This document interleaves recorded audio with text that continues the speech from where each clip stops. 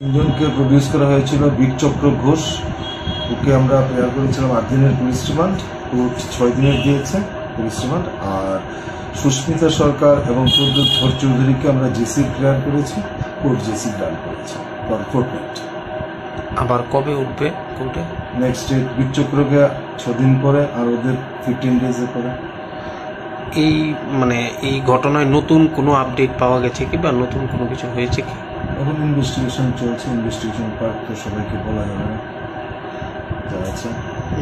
যদি অ্যারেস্ট হয় তখন দেখতে পাবে। যারাই আটক আছে তারা কি পুলিশের সাথে সহযোগিতা বা আপনাদের সাথে সহযোগিতা করছে? এখনো সবাই সহযোগিতা করছে না, কিছু কিছু সহযোগিতা করেছে, তা দিয়ে আমরা ইনভেস্টিগেশন প্রোগ্রেস করছি। দিস ইজ আমার কাছে যা রিপোর্ট।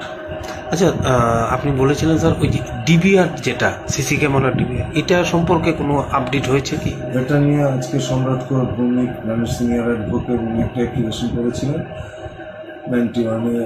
ওনাকে যেটা দেওয়া হয়েছে তার জন্য সেফগার্ড দেওয়া হয়।